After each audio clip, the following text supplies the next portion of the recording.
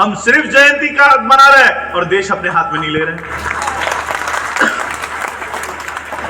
1 रुपया उन्होंने तिलक के, सावरकर पे, गोलवलकर पे, हेगड़ेवार पे खर्च नहीं किया। वो तुमको कहते हैं बाबा साहब की जयंती मनाओ, 1 लाख, सिर्फ 1 लाख खर्चा करोगे? अरे बाबा साहब ने पूरा जीवन तुम्हारे लिए दिया, 10 लाख खर्चा करो। बुद्ध के समय क्या होता था पता है? ब्राह्मण क्या करते थे? उस समय हमारे साधन क्या थे? उस समय पैसे नहीं थे। हमारे साधन क्या थे? भेड़, बकरी, गाय, यही थे ना हमारे साधन। इनका दूध निकालते थे, वो बेचते थे, हमारे घर में पैसे आते थे, हमारी अर्थव्यवस्था थी। तो ब्राह्मण हमको साधन विहीन करने के लिए क्या कहता था? राजा को जाकर कहता था, मुझे सपना आया कि तेरा राज्य धोखे में है, अगर तेरा राज्य बचाना है तो 1 लाख गायों की बलि देनी होगी, 1 लाख भेड़ों को आहुति देनी होगी।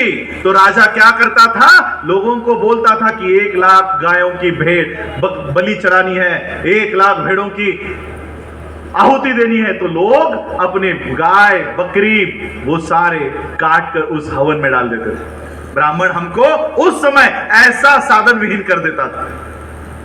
आज हमारे साधन क्या है? पैसा। हमारा साधन क्या है? मानव, ह्यूमन रिसोर्स। पैसे से भी बड़ा रिसोर्स है ह्यूमन रिसोर्स, मानव संसाधन। ये 2 साधन आज हमारे पास है, सबसे बड़े साधन है। वो इन साधनों का इस्तेमाल कैसा कर रहा है? अरे बाबा साहब की जयंती आ रही है, 10 लाख का खर्चा करो, पैसे खत्म। बाबा साहब की जयंती आ रही है, ऐसे ही बनाओगे? ये लो शराब पीना शुरू करो, मानव साधन खत्म। आज हमारे बच्चे बाबा साहब के मूवमेंट में नहीं दिखाई दे रहे हैं, वो हाथ में कावड़ लेकर कावड़ यात्रा ढो रहे हैं। मानव संसाधन 0, फाइनेंशियल रिसोर्सेज 0। 2100 करोड़ रुपया 14 अप्रैल एक दिन में खर्च करने वाला समाज, क्या वो अपने खुद के यूनिवर्सिटी तैयार नहीं कर सकता? क्या वो अपने खुद का मीडिया तैयार नहीं कर सकता? इसलिए अपने दिमाग से ये बात निकाल दो। मैं डॉक्टर प्रोफेसर रविकांत जी को मैं क्रॉस नहीं करना चाहता। उन्होंने कहा, एक बात बताई कि हमें दलित आइडेंटिटी में ये करना है। बाबा साहब ने हमें जाते जाते बुद्धिज्म, उन्होंने बहुत अच्छी बात कही। मैं खुद चाहता था कि उनको और समय मिले ताकि मैं और उनसे कुछ सीख सकूं। ये इस देश में हम लोगों को दलित टैग से भी बाहर निकलना है। इस देश में हम लोग, हाँ है, हम लोगों आज भी वही कंडीशंस, हमारी कोई चेंज हुई नहीं है, लेकिन दलित मानसिकता से बाहर निकलो। दलित मानसिकता से बाहर निकलो कि हम दलित हैं, हम पिछड़े हुए हैं, हम गरीब हैं।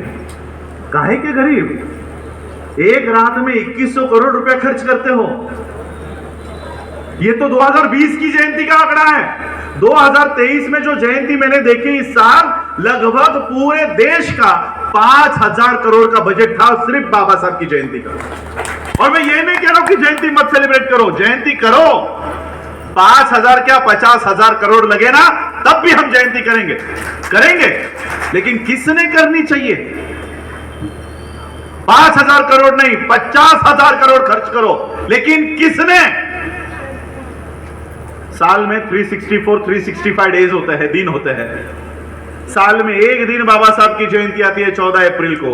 उस 14 अप्रैल की जयंती मनाने का अधिकार सिर्फ उसे है जो बाकी के 363 डेज बाबा साहब के विचारों पे चलेगा, सिर्फ उसी को अधिकार है। अन्यथा आपके जयंती के मोहताज बाबा साहब नहीं। मत करो। जिस महामानव ने पूरे जीवन में शराब के एक बूंद को कभी हाथ नहीं लगाया, उनकी जयंती शराब पी के सेलिब्रेट करते हो। उनकी जयंती करनी है तो बाकी के दिन बाबा साहब के विचारों पे चलना होगा। आज मैं सिर्फ बाबा साहब के राइटिंग एंड स्पीचेस से आप लोगों के बीच में हूं। उनके लिखे हुए किताबों की वजह से मैं आप लोगों के बीच में हूं, वरना मैं इस देश में भी नहीं रहना चाहता था। किसी ने कहा कि बाबा साहब ने कहा कि Gandhi ji, I don't have a homeland, मेरी कोई मातृभूमि नहीं है। यह बात भी उतनी ही सच है कि जब बाबा साहब ने कहा कि मेरी कोई मातृभूमि नहीं है, लेकिन बाबा साहब ने यह भी कहा कि मैं पहले भारतीय हूं और अंतिमता भी भारतीय हूं। यह भी बात बाबा साहब ने कही है और यह कंक्लूजन में कहा। बाबा साहब ने 1932 में यह कहा, अगर यह बात कही कि मेरी कोई मातृभूमि नहीं है, लेकिन कंक्लूजन में यह कहा कि ये जो देश है मैं इसको प्रथम प्राधान्य पे रखता हूं, मैं प्रथम भारतीय हूं और अंतिमता भी भारतीय हूं। ये सारी बातें जब मैंने बाबा साहब की पढ़ी, बाबा साहब के राजरत्न के बारे में पढ़ा, बाबा साहब के एजुकेशन के लिए बाबा साहब ने क्या किया। कल ही मैं एक स्पीच पढ़ रहा था, उस स्पीच पढ़ते पढ़ते मेरे आंखों में आंसू आ गया। आज भी मैं रोता हूं बाबा साहब की स्पीच पढ़ के। बाबा साहब कहते हैं कि हमने तुम लोगों के लिए स्कूलें बनाई, कॉलेजेस बनाए, तुम लोगों ने पढ़ाई की, नौकरियां हासिल की, और इस पढ़ाई का इस्तेमाल सिर्फ अपने परिवार तक कर रहे हो। जिस पढ़ाई का इस्तेमाल मैं तुम्हें तुम्हारे समाज के लिए करवाने के लिए ये सारी लड़ाई लड़ रहा था, और तुम इस पढ़ाई का इस्तेमाल सिर्फ अपने तक सीमित कर रहे हो। आज भी मैं बंबई में रहता हूं, मेरे ही दोस्त, मेरे ही समाज के लोग, बाबा साहब को मानने वाले लोग, वो मुझे कहते नहीं हम कोई देना नहीं लगते बाबा साहब को, हमने बाबा साहब का कोई बेनिफिट नहीं लिया, हमने कोई रिजर्वेशन नहीं लिया। आप लोगों में भी कई लोग होंगे जिन्होंने रिजर्वेशन कभी नहीं लिया होगा, मैंने नहीं लिया, मैंने भी रिजर्वेशन नहीं लिया। इसका मतलब यह नहीं कि हमने बाबा साहब के मूवमेंट का बेनिफिट नहीं लिया। हमारे कुछ दोस्त लोग कहते हैं कि नहीं हमने कोई रिजर्वेशन नहीं लिया, मैं अपने बलबूते पर डॉक्टर बना हूं, मैं अपने बलबूते पर प्रोफेसर बना हूं।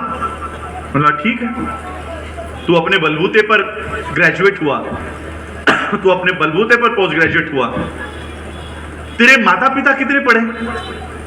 तो वो भी पढ़े लिखे हैं, वो भी ग्रेजुएट है। तो ठीक है, तेरे दादा दादी कितने पढ़े? वो भी पढ़े लिखे थे, वो भी 8वीं कक्षा तक पढ़े। तो ठीक है, तेरे परदादा कितने पढ़े? वो नहीं पढ़े। बोले क्यों? वो मतिमंद थे या निर्बुद्ध थे और सारी बुद्धि तुम में आ गई, ऐसा कुछ है? बोले नहीं, वो भी बुद्धिमान थे, फिर वो क्यों नहीं पढ़े? नहीं, उस समय पढ़ाई लिखाई करने का अधिकार नहीं था, यही अधिकार बाबा साहब ने दिया। यही अधिकार के लिए बाबा साहब लड़े।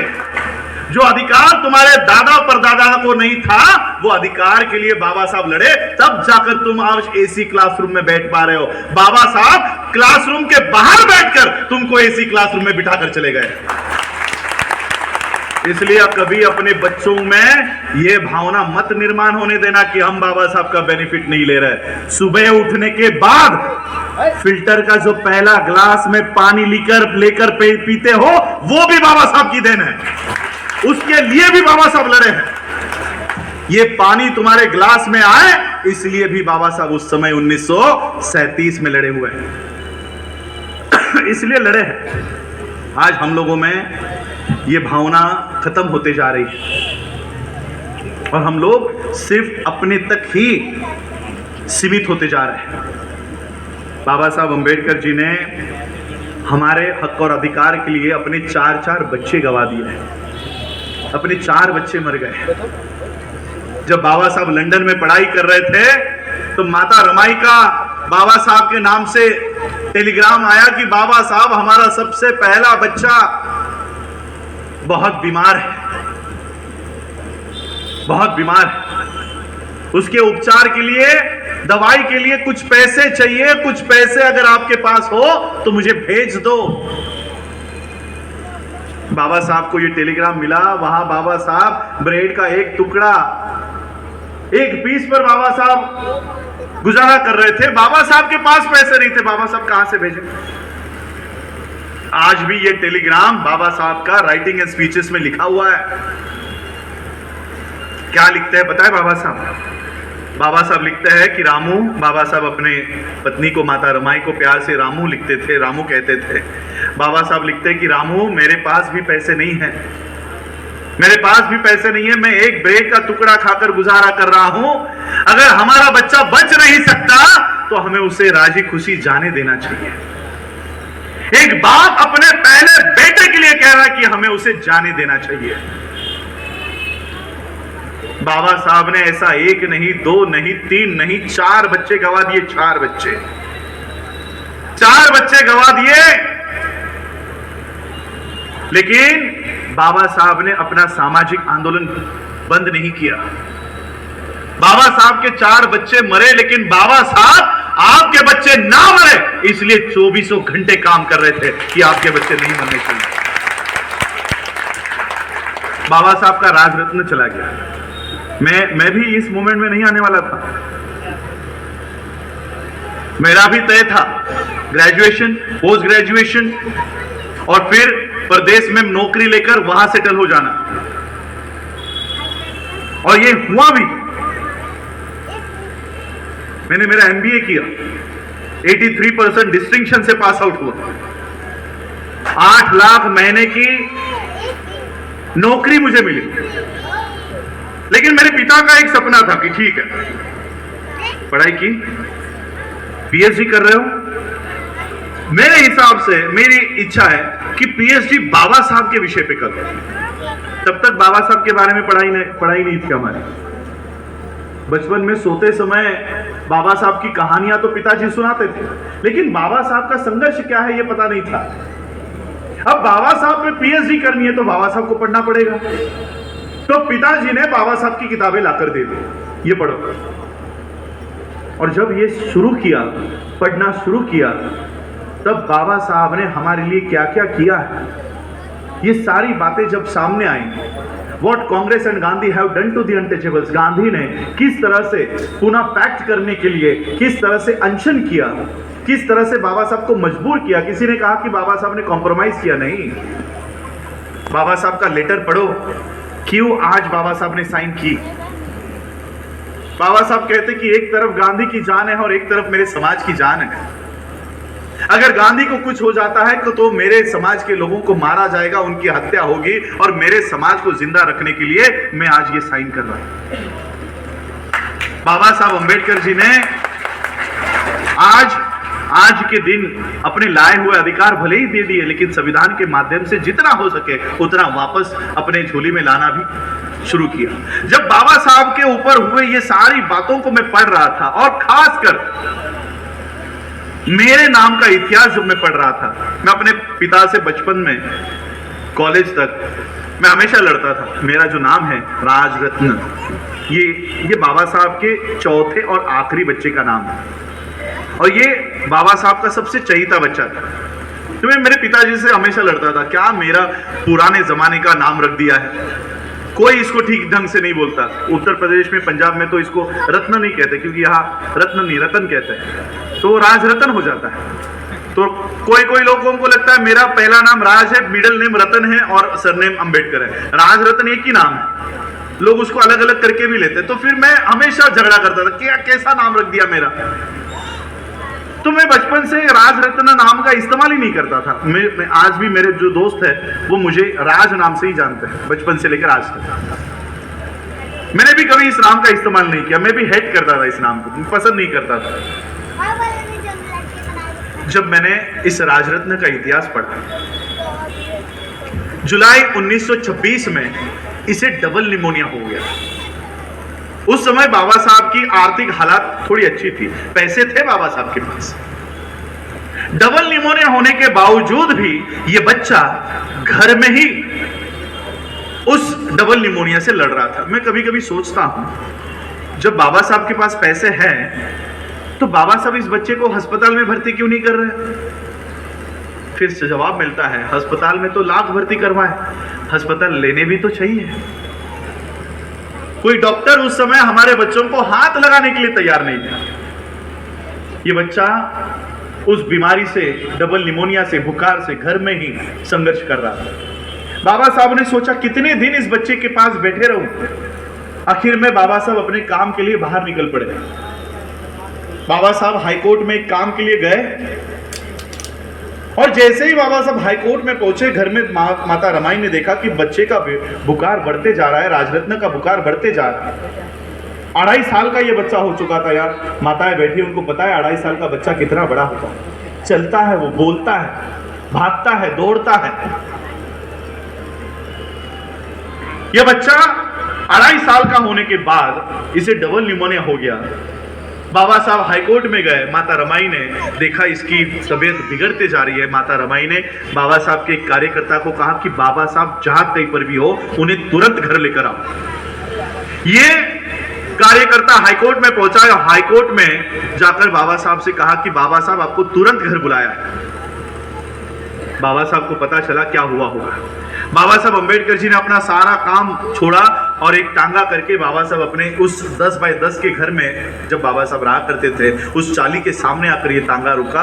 बाबा साहब दौड़ते दौड़ते अपने घर में गए, उस बच्चे को अपने बाहों में उठा लिया और बाहों में उठाकर उस बच्चे को प्यार करने लग गए, बात करने लग गए। और बात करते करते बाबा साहब को पता चला ये बच्चा तो कब का मर चुका है।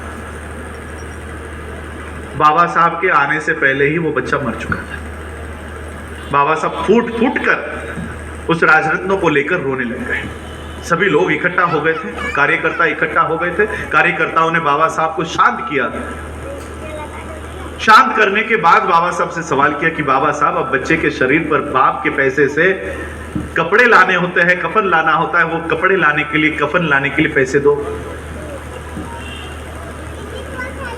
बाबा साहब ने उस समय जेब में हाथ डाला, जेब में पैसे नहीं थे। बाबा साहब फिर से फूट फूट कर रोने लग गए। माता रमाई को पता चला कि बाबा साहब के पास पैसे नहीं है। माता रमाई ने बदन पर की साड़ी फाड़ी और उस बच्चे को कफन के तौर पर उस बच्चे के शरीर पर डाले।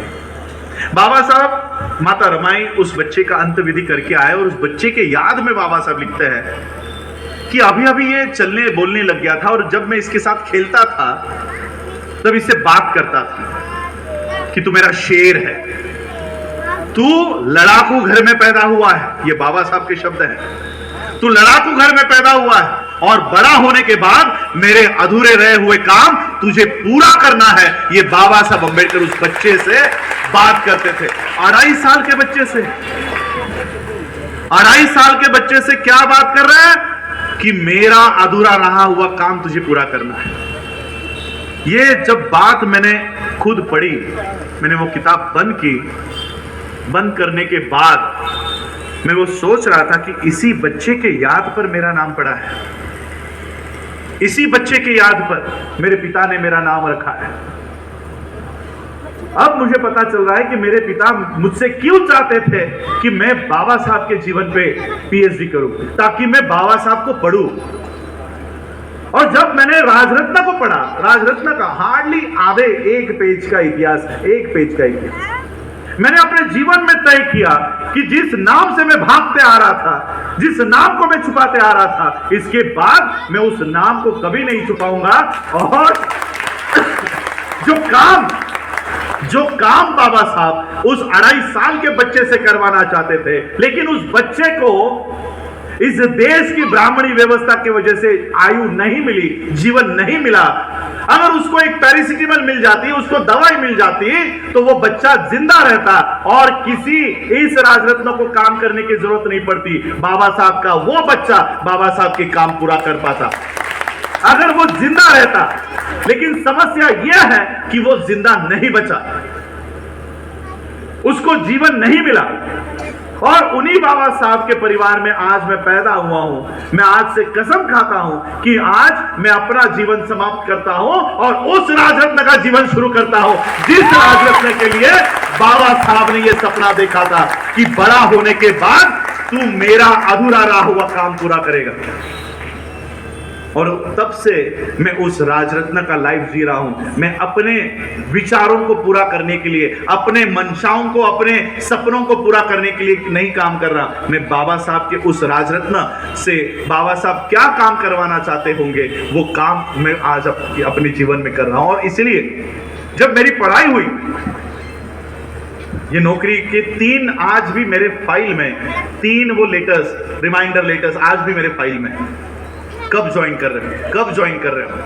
ये पढ़ने के बाद मैंने डिसाइड किया कि अब मैं ज्वाइन नहीं करूंगा, क्योंकि इसको पढ़ने के बाद मैंने 18 मार्च का भी भाषण पढ़ा, जो आपके उत्तर प्रदेश की धरती पर ही दिया गया था, आगरा में। 18 मार्च 1956 में बाबा साहब के महापरिनिर्वाण के 6 महीने पहले, 9 महीने पहले, दिसंबर में बाबा साहब का महापरिनिर्वाण हो गया। 18 मार्च को बाबा साहब इसी उत्तर प्रदेश के धरती से फूट फूट कर रोकर गए। क्या कह के गए पता है? आप लोगों में बहुत लोग बैठे होंगे, doctors, engineers, lawyers, professor, IAS, IPS, कई सारे आज हम लोग मंच पर भी बैठे हैं। हम लोग आज अपने आप को लॉयर कहते हैं, डॉक्टर कहते हैं, प्रोफेसर कहते हैं। बाबा साहब क्या कह के गए पता है मुझे? हम लोगों को, जो लोग आज अपने आप को डॉक्टर, इंजीनियर कह रहे हैं, 1956 में बाबा साहब हमें एक नाम देकर गए। बाबा साहब कहते कि मेरे वजह से इन लोगों को पढ़ाई लिखाई करने का अधिकार मिला, मेरे वजह से इन लोगों को नौकरियां मिली, मेरे वजह से इन लोगों को गाड़ी बंगला मिला। लेकिन आज जब मेरी मूवमेंट, मेरी ये मिशन चलाने की बारी आई है, तब ये घर में जाकर दब कर बैठ गए। मेरा मूवमेंट चलाने के लिए ये आगे नहीं आ रहे। क्या कहकर गए पता है बाबा साहब हमें? पढ़े लिखे लोगों को क्या कहकर गए? इन पढ़े लिखे लोगों ने मुझे धोखा दिया है, इन लोगों ने मुझे धोखा दिया है। हम लोग आज अपने आप को डॉक्टर, इंजीनियर, लॉयर, प्रोफेसर कहते हैं। 1956 में बाबा साहब हमें धोखेबाज कहकर गए, धोखेबाज। मैं अकाउंटिंग का स्टूडेंट हूं, कॉमर्स ग्रेजुएट है, इकोनॉमिक्स हूं। बैलेंस शीट बनती है हमारी, बैलेंस शीट में एसेट साइड होती है, लायबिलिटी साइड होती है।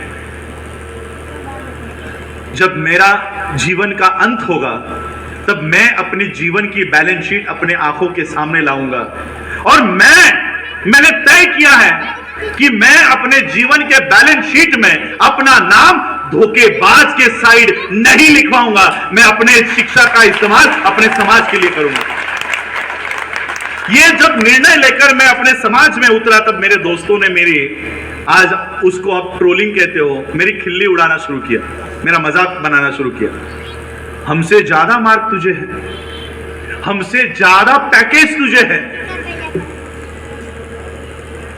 और ये सारा ठुकरा कर कहां गली गली में घूमने जा रहा, कहां सड़कों के ऊपर जा रहा है।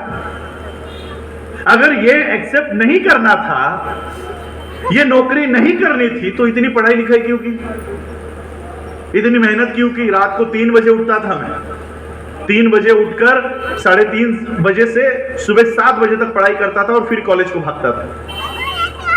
मेरे दोस्त कहते थे कि इतना पढ़ाई, इतना मेहनत क्यों किया? अगर तुझे नौकरी नहीं करनी थी तो तेरी पढ़ाई वेस्ट है, वेस्ट है। मैंने कहा नहीं, मैं अपनी पढ़ाई को वेस्ट नहीं जाने दूंगा। अगर मैं ये नौकरी एक्सेप्ट कर लेता, तो किसी बैंक को सुबह 10 बजे से लेकर रात के 10 बजे तक मुझे उस बैंक का व्यवस्थापन करना पड़ता, और उस बैंक को मैं ऊपर लेकर आता। अगर मैं मेरे पढ़ाई का इस्तेमाल सिर्फ उस बैंक के लिए करता, तो सिर्फ मेरी पढ़ाई का इस्तेमाल उस बैंक के लिए होता।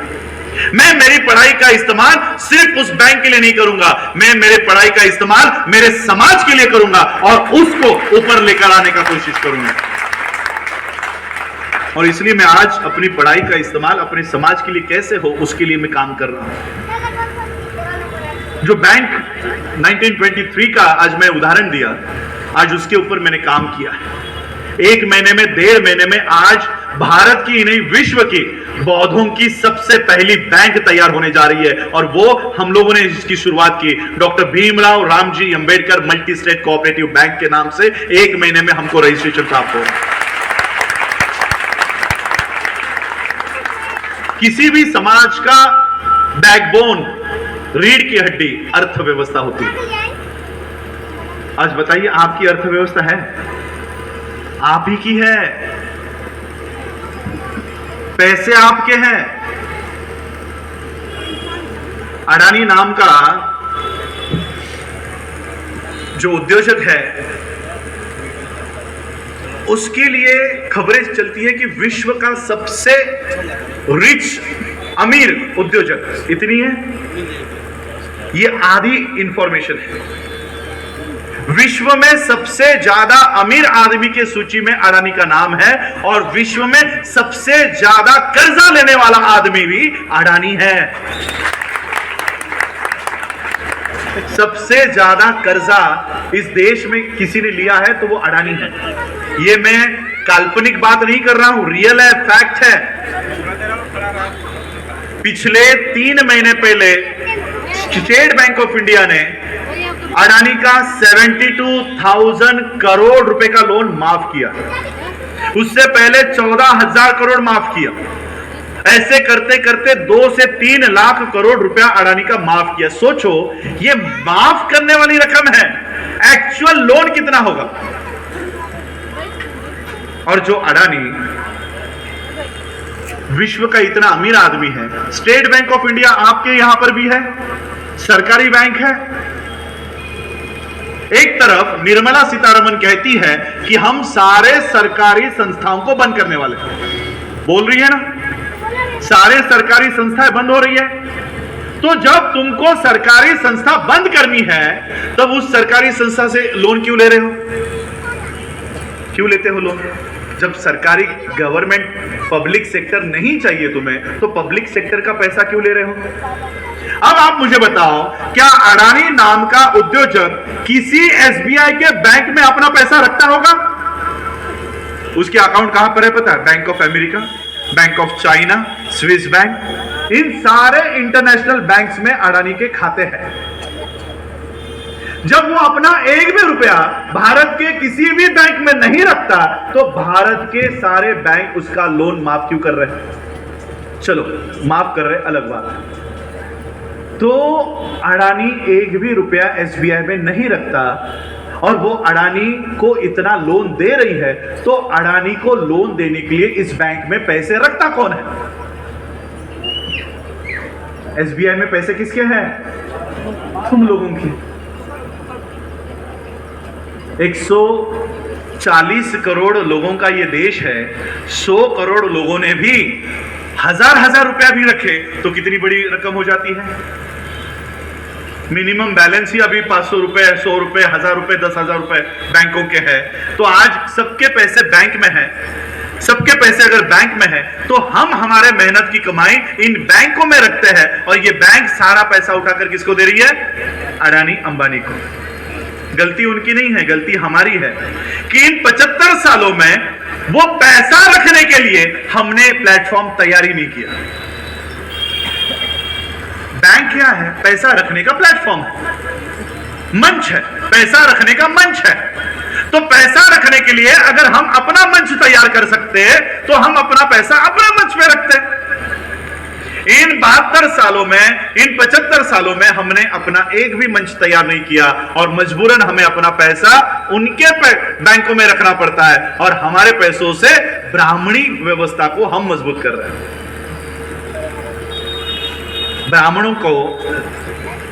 ब्राह्मणों की एक समस्या है, उनके पास संसद है, उनके पास राज्यसभा है, उनके पास मीडिया है, उनके पास सुप्रीम कोर्ट है, उनके पास प्रशासन है, उनके पास भारत की सभी यंत्रणा है, सिर्फ उनके पास संख्या नहीं है। वो हमारे पास है, सिर्फ हमारे पास लोक संख्या, पॉपुलेशन, क्योंकि ब्राह्मणों के पास उतनी कैपेसिटी नहीं है संख्या पैदा करने की। तो कैपेसिटी तो हमारे पास। बाबा साहब कितने रत्न थे तो सोचो हमारी कैपेसिटी कितनी है। तो वो हमारे पास लोक संख्या है। अगर हम लोग चाहे तो एक भी व्यक्ति रास्तों के ऊपर, ये मंत्री एमएलए बने बैठे हैं, ये रास्तों के ऊपर चल नहीं सकते, सिर्फ हम चाहे तो। लेकिन हम लोग बिखरे हुए हैं, हम लोग बहुजन के नाम से जाने जाते हैं, लेकिन हम लोगों में इतने डिविजन्स है कि हम लोगों के पास ये ताकत होने के बावजूद इसका एहसास नहीं। ये संख्या हमारे पास है, सिर्फ बिखरी हुई है। और इसलिए बाबा साहब ने कहा कि टू ऑर्गेनाइज, इनको संगठित करो।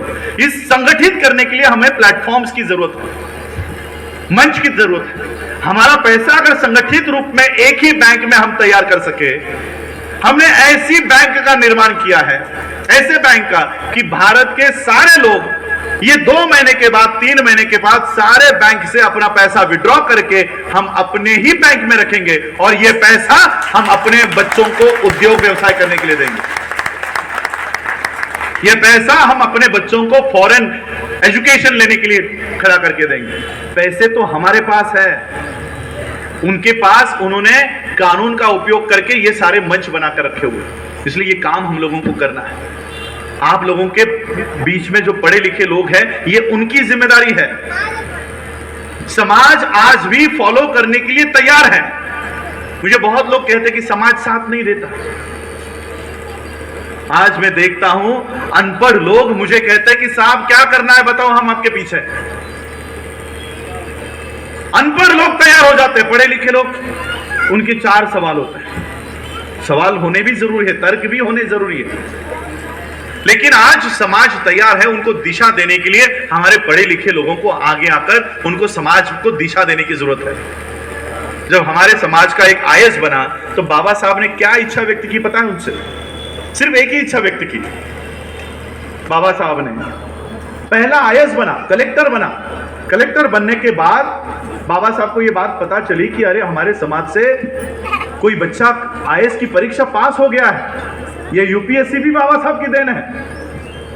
इस देश को ग्रिड सिस्टम, ये जो लाइट मिल रही है, ये बाबा साहब की देन है।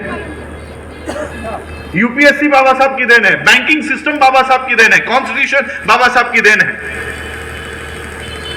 जब ये पहला बच्चा कलेक्टर की परीक्षा पास हो गया तो बाबा साहब ने उस बच्चे को संदेशा भिजवाया कि आकर मुझे मिलो, मैं आपको मिलना चाहता हूं। तो उस कलेक्टर को लगा कि कानून मंत्री मुझे बुला रहे हैं तो जरूर मेरी अभी पोस्टिंग हुई है तो मुझसे कुछ चंदा उनको चाहिए होगा। तो कलेक्टर उस आशा से गया कि शायद ये मुझसे चंदा मांगने के लिए मुझे बुलाया। बाबा साहब दिल्ली में अपने घर पर बैठे हुए थे, बंगले में बैठे हुए थे, पढ़ाई पेपर पढ़ रहे थे। बाबा साहब ने देखा कि वो कलेक्टर बच्चा आया है। बाबा साहब ने पेपर हटाया और कहा कि तुम अभी कलेक्टर बने हो? उसने कहा हाँ। आपको लाल बत्ती की गाड़ी भी मिली होगी? उन्होंने कहा हाँ, लाल बत्ती की गाड़ी मिली है। एक काम किया करो, संडे को हफ्ते में एक बार, महीने में एक बार, जैसे तुम्हें समय मिले, उस गाड़ी में बैठकर जिस बस्ती में तुम रहा करते थे ना, उस बस्ती में एक चक्कर मार के आया था। उसने कहा ठीक है। और फिर बाबा साहब अंबेडकर जी ने अपना पेपर पढ़ना शुरू किया। आधे पौने घंटे बाद जब बाबा साहब ने पेपर रखा तो देखा वो आईएएस बच्चा वही खड़ा है। बाबा साहब ने कहा क्या है, क्यों खड़े हो? उस कलेक्टर ने कहा बाबा साहब आपने मुझे बुलाया था, शायद आपको मुझसे कुछ चाहिए। बाबा साहब को पता चला इसके दिमाग में क्या चल रहा है। बाबा साहब ने कहा तुम्हें पता है मैंने आपको क्यों बुलाया यहाँ पे? बोला हाँ, मैं अभी कलेक्टर की परीक्षा पास हुआ हूं तो शायद आपको कुछ चंदा वगैरह चाहिए होगा। बाबा साहब ने कहा आपको पता है मैंने आपको क्यों कहा कि आप गाड़ी में बैठकर उस बस्ती में जाकर आया करो जहां पर तुम रहा करते थे? कलेक्टर ने कहा नहीं, मुझे नहीं मालूम आपने ऐसा क्यों कहा। बाबा साहब ने कहा कि जिस दिन तुम अपने गाड़ी में बैठकर, लाल बत्ती के गाड़ी में बैठकर अपनी बस्ती में जाओगे, बस्ती में जैसे ही तुम्हारी गाड़ी एंटर करेगी और गाड़ी एंटर करते ही, गाड़ी प्रवेश करते ही कुछ औरतें वहां पर कपड़े धो रही होंगी। वो कपड़े धोते धोते तुम्हें देखेगी, अरे ये तो कल तक हमारी गली में खेला करता था, आज लाल बत्ती की गाड़ी में बैठा है। तुम्हारी गाड़ी जैसे ही आगे जाएगी कुछ औरतें वहां पर बर्तन मांज रही होंगी, कुछ झाड़ू पोता करती होंगी। वो घर का काम करते करते तुम्हें देखेगी और करते करते सोचेगी अगर यह बच्चा कलेक्टर बन सकता है तो मेरा बच्चा भी कलेक्टर बन सकता है। इसलिए मैंने तुम्हें कहा कि अपनी लाल बत्ती के गाड़ी में बैठकर अपनी बस्ती में जाया करो। लेकिन दिक्कत यह है कि हमारे समाज के आईएएस, आईपीएस, डॉक्टर, इंजीनियर बनने के बाद जिस बस्ती से वो निकले हैं उस बस्ती में वापस कभी गए ही नहीं, उस बस्ती में कभी जाते ही नहीं। हमें हमारे लोगों तक जाना है, उस बस्ती तक जाना है, वहां पर जाकर हमें हमारे लोगों को भी बाबा साहब का मिशन क्या है वो जोड़ना है। आज 24 सितंबर है, गांधी को याद नहीं किया तो आज का दिन पूरा नहीं होगा। लेकिन मैं आपको बताना चाहता हूं कि गांधी के विचार, बहुत लोगों ने यहां बताया गांधी के विचार क्या थे।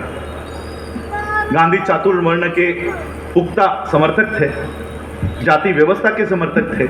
लेकिन गांधीवाद क्या है, अंबेडकरवाद क्या है, इन दोनों की मूवमेंट क्या है?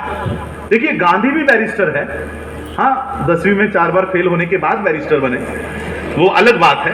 बाबा साहब भी बैरिस्टर है, दोनों बैरिस्टर है। गांधी भी सूट बूट टाई कोट में रहा करते थे, लॉ की प्रैक्टिस करते थे, साउथ अफ्रीका में थे। बाबा साहब भी बैरिस्टर सूट बूट में रहा करते थे। साउथ अफ्रीका से जब इनको भगाया गया, वो साउथ अफ्रीका में रेसिज्म करते थे, काला गोरा, मैं काले लोगों के साथ नहीं बैठूंगा, मैं इनके जेल में नहीं रहूंगा, मैं काले लोगों के लिए जो रेलवे में डब्बा होता है उसमें नहीं बैठूंगा। तो उनको लोगों को लगा हमारे देश में रहता है और हमसे ही वर्णभेद करता है, इसको भगाओ यहां से। तो गांधी को वहां से भगा दिया। गांधी फिर इंडिया में आए, भारत में आए। भारत में आने के बाद उन्होंने अपने गुरु को कहा कि मैं यहां पर आकर बड़ा नेता बनना चाहता हूं, मुझे क्या करना होगा मुझे बताओ। तब तक गांधी सूट बूट, गांधी के ओरिजिनल फोटोज देख लो, यंग शुरुआत में सारे सूट बूट में। तो गांधी के राजनीतिक गुरु ने कहा कि एक काम करो, पहले पूरे भारत का दौरा करके आओ, पूरे भारत का भ्रमण करके आओ। तो गांधी जी पूरे भारत के भ्रमण के लिए निकल पड़े। पूरे भारत का भ्रमण किया। उन्होंने देखा भारत के लोग तो भूखे नंगे लोग हैं, इनके बदन पे तो कपड़े भी नहीं है, खाने को खाना नहीं है। ये सारी जानकारी लेकर वो अपने राजनीतिक गुरु के पास गए और गुरु को कहा यहां के लोग तो भूखे नंगे हैं। तो राजनीतिक गुरु ने कहा कि अगर इन लोगों का नेता बनना चाहते हो तो अगर लोग नंगे हैं तो खुद भी नंगे हो जाओ। सूट बूट टाई कोट पहनने वाले गांधी, उन्होंने कोट निकाला, शर्ट निकाला, पैंट निकाली और धोती पहनना शुरू कर दिया। और फिर वो लोगों के बीच गए। लोगों के बीच में जाने के बाद लोगों ने देखा अरे हम भी नंगे, ये भी नंगा, हमारा मसीहा आ गया। देखते देखते गांधी महात्मा बन गया। बाबा साहब का उदय हुआ। बाबा साहब भी सूट बूट कोट टाई पहनकर भारत में आए। बाबा साहब ने भी भारत का पूरा भ्रमण किया, भारत के लोगों का मुआयना किया। बाबा साहब ने भी देखा कि भारत के लोग सही में भूखे नंगे हैं। भारत के लोगों के बदन पे कपड़े नहीं है, खाने को खाना नहीं है। बाबा साहब के घर में गरीबी थी, खाने के लिए रोटी नहीं थी, पहनने के लिए कपड़े नहीं थे, लेकिन फिर भी बाबा साहब ने कोट पहनना शुरू कर दिया। कपड़े नहीं थे फिर भी, पैसे नहीं थे फिर भी, गरीबी थी, उसके बावजूद बाबा साहब ने कोट पहनना शुरू कर दिया। मैं चैलेंज देकर आपको पूछता हूं, बाबा साहब का कोई भी एक फोटो मुझे लाकर बताओ जहां पर बाबा साहब की शर्ट फटी हुई है, जहां पर बाबा साहब का कोट फटा हुआ है। कभी भी बाबा साहब फटी हुई शर्ट में, फटी हुई पैंट में, फटी हुई कोट में समाज के सामने नहीं गए। पता है क्यों? गांधीवाद और अंबेडकरवाद में यही एक फर्क है। गांधीवाद क्या कहता है? गांधीवाद कहता है, मैं बाबा साहब के और गांधी के विचारों में एक छोटा सा अंतर आपको बताना चाहूंगा। नंगे को देखकर नंगा हो जाना यह गांधीवाद है। नंगे को देखकर नंगा हो जाना यह गांधीवाद है, लेकिन नंगे को देखकर उसको सूट बूट टाई कोट में लाना यह अंबेडकरवाद है। इस अंबेडकरवाद पर हम लोगों को काम करना है, चाहे वो राजनीतिक हो, सामाजिक हो, धार्मिक हो, शैक्षिक हो, आर्थिक हो। जो समाज वंचित है, जो समाज पीड़ित है, उसको सूट बूट टाई कोट में लाने की मूवमेंट में कर रहा हूं। आज से 25 साल का टारगेट लेकर चल रहा हूं। 25 साल में हटने वाला नहीं हूं यहां से। 25 साल पूरे भारत में घूमूंगा और 25 साल बाद इसी समाज को मैं इतना ताकतवर बनाकर जाऊंगा कि इस देश का कोई भी कैंडिडेट जो प्रधानमंत्री पद के लिए खड़ा होगा, वो इस देश के बाबा साहब के फॉलोअर के पैर पड़े बगैर वो संसद में एंट्री नहीं करेगा।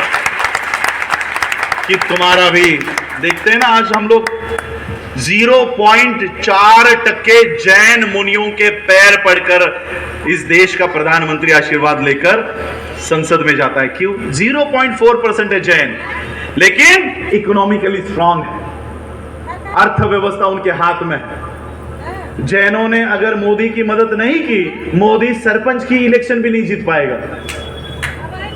मैं अपने समाज को इतना ताकतवर बना के जाऊंगा कि कोई भी प्रधानमंत्री पद के लिए खड़ा हो, वो बौद्धों के पैर पड़े बगैर, ये हमारे बौद्ध धर्मगुरु यहां पर बैठे हैं, इनके पैर पड़े बगैर वो संसद में नहीं जाएगा, इलेक्शन के लिए नहीं उतरेगा। इतना ताकतवर इस देश के बौद्धों को, इस देश के बाबा साहब के फॉलोअर्स को, चाहे वो किसी धर्म को मानते हो, वो उनको ताकतवर बनाने की ताकत मिशन में लेकर मैं चल रहा हूं। और इसलिए आज एक्चुअली मुझे यहाँ से 4:30 बजे निकलना था और मैंने आपको वादा किया है कि सबके साथ में फोटोज भी लेने वाला हूँ, लेकिन फिर भी मैं आपको यही कहना चाहूँगा, फोटोज ठीक है, माला, फूल माला आप लोग अर्पण करते हो, बड़े बड़े प्रोग्राम्स करते हो, यहाँ तक तो ठीक है, लेकिन बाबा साहब के विजन पर भी हम लोगों को काम करने की आज जरूरत है।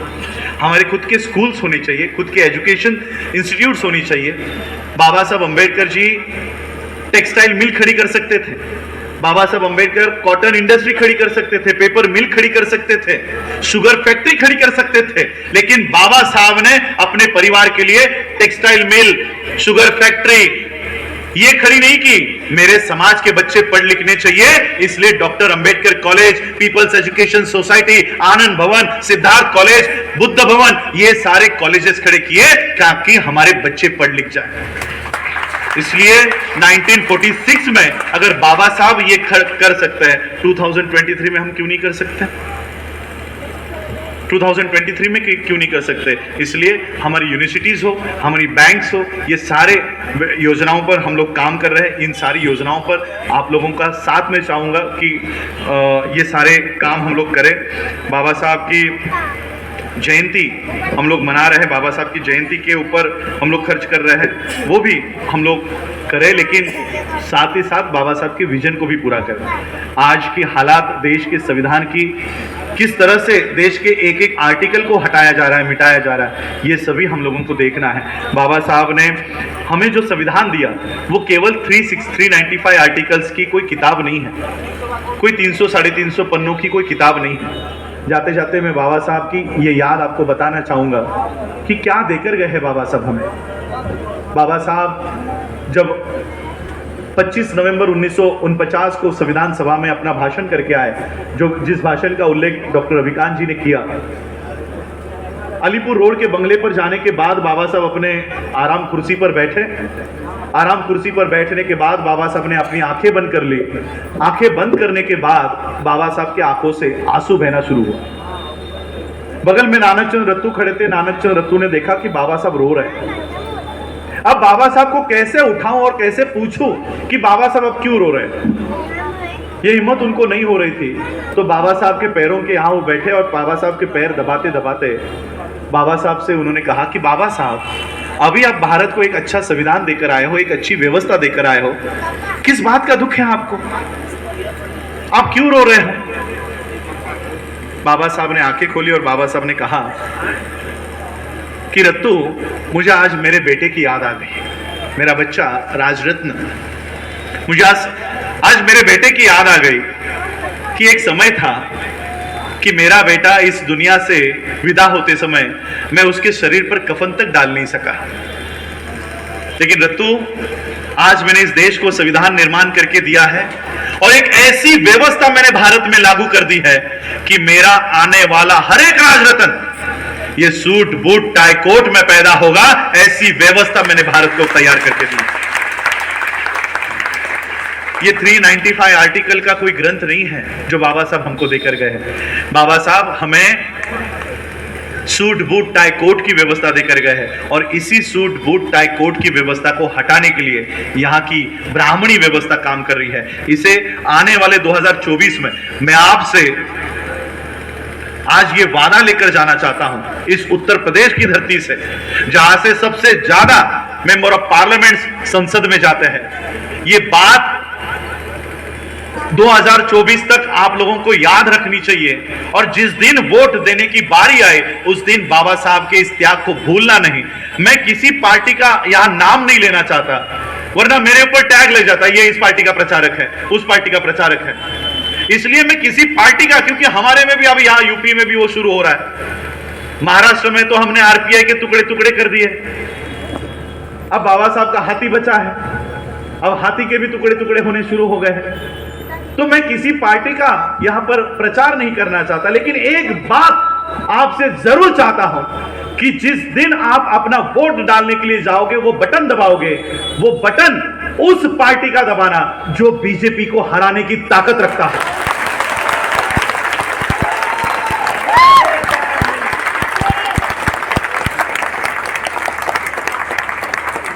आपके कॉन्स्टिट्यूंसी में जो भी उम्मीदवार बीजेपी को हराने की ताकत रखता हो, उसके पक्ष में खड़े हो जाओ। मैं किसी पार्टी का नाम नहीं लेना चाहता, मैं बस यही कहना चाहता हूं, कोई इंडिपेंडेंट भी कैंडिडेट खड़ा हो और आपको लगता हो कि नहीं ये बीजेपी को हराएगा, उसके साथ खड़े हो जाओ, उसके साथ खड़े हो जाओ। मैं तो यही चाहता हूं कि मान्यवर काशीराम जी ने बाबा साहब अंबेडकर जी को, बाबा साहब के हाथी को इन्होंने बिठाने का काम किया था। उस समय की कांग्रेस ने बाबा साहब को हराया 1950 के इलेक्शन में, 1952 के इलेक्शन में बाबा साहब के हाथी को हराया। हाथी को हराने के बाद बाबा साहब को यह न्योता देने आए कि बाबा साहब अब हम जीत गए तो हमारे लिए अच्छे शब्द बोलने के लिए आओ। बाबा साहब बड़े विचार के थे, बड़े दिल के थे, बाबा साहब गए, ठीक है। और बाबा साहब ने अपने स्पीच में कहा, जिस उम्मीदवार को चुन के लाया था वो चौथी फेल आदमी था, काजरोलकर नाम का। बाबा साहब कहते कि काजरोलकर, मेरी पार्टी, मेरा निशानी अभी बैठ चुकी है, हाथी बैठ चुका है, लेकिन काजरोलकर याद रखना, हाथी अगर बैठा भी हो ना तब भी गधे से ऊंचा होता है, तभी गधे से ऊंचा होता है। बाबा साहब के इसी हाथी को मान्यवर काशीराम ने खड़ा किया, और खड़ा ही नहीं किया, संसद तक लेकर उसको दौड़ाने का काम भी किया, उसको दौड़ाने का काम किया। मैं यही चाहूंगा कि आने वाले समय में भी ये हाथी अब जो बैठा हुआ है इसको खड़ा करके संसद तक दौड़ाने का काम भी हम लोगों को करना होगा।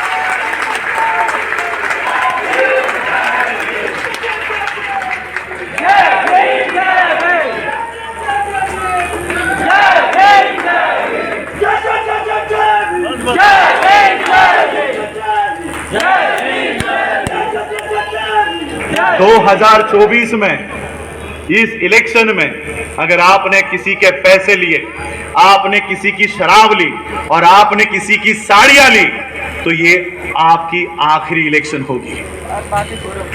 आज आप उनकी शराब पियोगे, कल वो आपका खून पिएंगे। आज अगर आप उनकी साड़ियां लोगे, कल वो आपके बहू बेटियों की साड़ियों पे हाथ डालेंगे। और अगर आज आप उनका पैसा लोगे, कल वो आपके संसाधनों को खत्म करेंगे। इसलिए ये कसम खा के जाओ कि आने वाले इलेक्शन में ना किसी का पैसा लोगे, ना किसी की शराब लोगे, ना किसी की साड़ियां लोगे। ये कसम खाओ। और बाबा साहब ने दिए हुए वोट के अधिकार को बाबा साहब ने ये अधिकार देकर गए हैं। बाबा साहब कहते हैं कि जिस दिन मेरे लोग ये समझ जाए कि मैंने इनके हाथों में क्या ताकत दी है, उस दिन मोदी से, अडानी से भिखारी आदमी इस देश में कोई नहीं होगा, कोई नहीं होगा। यही आज मैं बात, क्योंकि समय मेरे पास कम है और आधा घंटा मैं यहां बैठूंगा और वहां से फिर मैं अपने अगले कार्यक्रम के लिए निकलूंगा। आप लोगों ने सुबह से 4:30 बज रहे हैं बिना कुछ खाए आप लोगों ने मुझे सुना है, उसके लिए मैं आप लोगों का आभार व्यक्त करता हूं। और मैं डॉक्टर भीमराव रामजी अंबेडकर हितकारिणी सभा का तहे दिल से शुक्रिया अदा करता हूं। डॉक्टर सतीश राणा जी का शुक्रिया अदा करता हूं कि उन्होंने मुझे आज यहां पर बोलने का मौका दिया, आप लोगों ने मुझे सुना, उसके लिए तहे दिल से शुक्रिया, धन्यवाद। जय भीम, जय भारत, नमो बुद्धाय। बाबा साहब अमर रहे। फोटो सेशन के लिए भी बुलाया जाएगा। अभी 1-2 प्रोग्राम और बाकी है। हाँ, आप लोग, हेलो, आप लोगों के लिए